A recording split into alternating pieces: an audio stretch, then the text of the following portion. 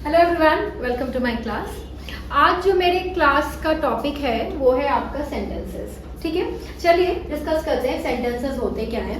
देखिए, मैंने यहाँ पे डेफिनेशन लिखा हुआ है। जो डेफिनेशन है, the group of words which make a complete sense called a sentence. इसका मतलब है कि ग्रुप ऑफ वर्ड्स मतलब एक ऐसा ग्रुप ऑफ वर्ड्स जिसका एक कंप्लीट सेंस होगा, उसको हम लोग क्या बोलेंगे? सेंटेंस बोलेंगे। ठीक है, ग्रुप ऑफ वर्ड्स का मतलब होता है मोर देन वन वर्ड्स। ठीक है, आप मोर देन वन वर्ड्स लिखोगे और आप देखोगे निकाल के कि उसका कुछ मतलब बन रहा है कि नहीं।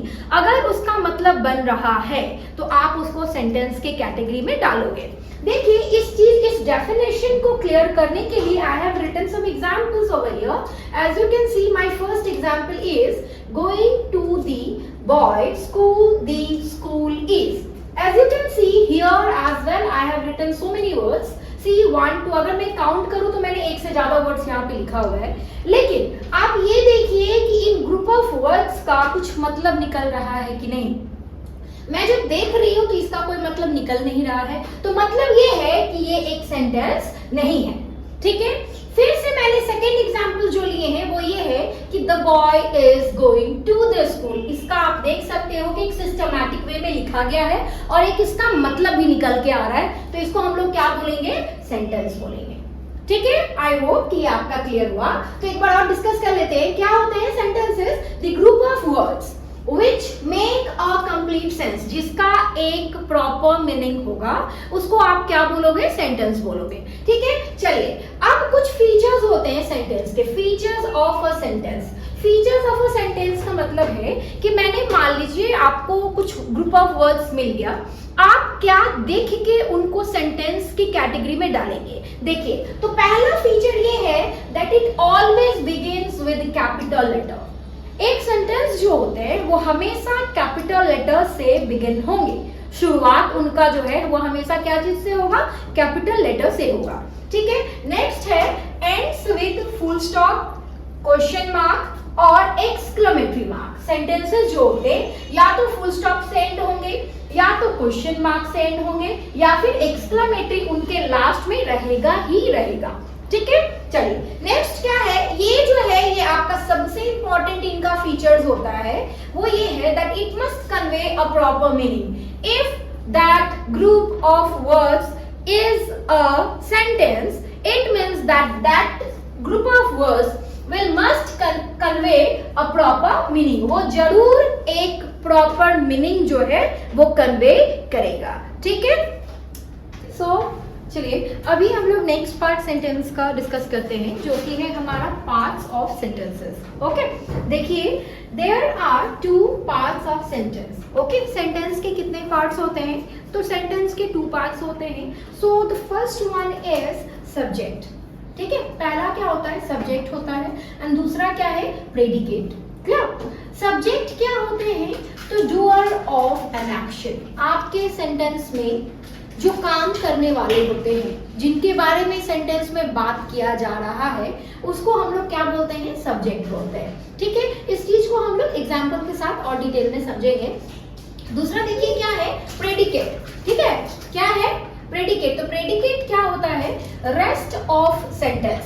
सेंटेंस का जो rest part of, okay, rest part of sentence except subject.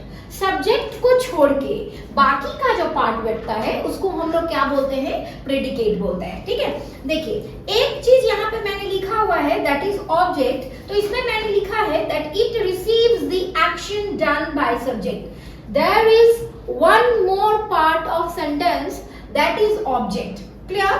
But object is the complementary part of sentence. हम लोग आगे डिस्कस करेंगे उस चीज को। पहले ये देखिए कि ऑब्जेक्ट होता क्या है। सब्जेक्ट हमको पता चला कि जो काम करने वाले जो होते हैं उनको आप क्या बोलते हो? सब्जेक्ट बोलते हो, या फिर हमारा जो डूअर होता है। प्रेडिकेट क्या होता है? सब्जेक्ट को छोड़ के जो वर्ड और बाकी का जो पार्ट है, कॉम्प्लीमेंट्री पार्ट है, उसको हम लोग क्या बोलते हैं? प्रेडिकेट बोलते हैं। एंड ऑब्जेक्ट क्या है? It receives the action done by subject. Object क्या करता है? जो सब्जेक्ट काम करता है उस काम को रिसीव कौन करता है? ऑब्जेक्ट रिसीव करता है। इस पूरे पोर्शन को हम लोग एग्जाम्पल के साथ देखते हैं। मैंने एक एग्जाम्पल यहाँ पे लिखा हुआ है that the earth revolves around the sun. ठीक है, the earth revolves around the sun. तो इसमें इस डूअर कौन है, मेरा वर्ब करने वाला कौन है, तो अर्थ है, तो ये है जो हमारा क्या हो गया, सब्जेक्ट। ठीक है, नेक्स्ट आता है प्रेडिकेट। तो प्रेडिकेट अर्थ को छोड़ के बाकी का जो पार्ट है यहां से लेके पूरा यहां तक, इसको हम लोग क्या बोलेंगे, प्रेडिकेट। क्या बोलेंगे, predicate. Clear? Now come to the next case that is object. Now what is object in this? तो अर्थ रिवॉल्व्स करता है, किसके अराउंड करता है, तो सन के अराउंड। तो मेरा सन जो है ये क्या हो जाएगा, ऑब्जेक्ट। क्लियर? आई होप ये क्लियर हुआ आपका।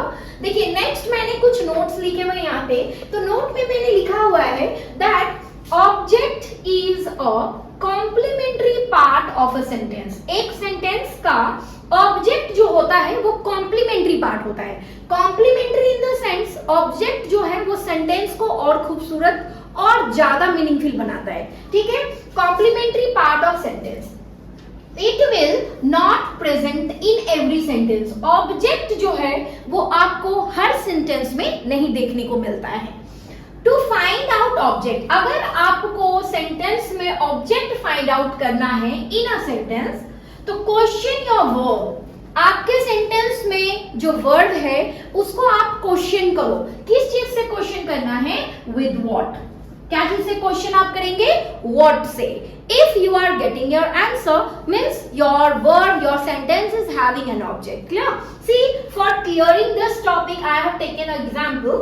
Let's see what I have written. I have a red car. Okay. So in this sentence, I is our subject, and rest part is called predicate. Rest part is called predicate. Now come to the next topic, that is object. Now what is object in this? So I have a red car. मैंने पहले ही बताया object ढूंढने के लिए आप what से question करो, किसको, have को, आपके वर्ब को। So what I have. So the answer is a red car. Not only car, not red car, fully a red car. Clear? So this is your object. Clear? I hope ये topic आपको clear हुआ होगा।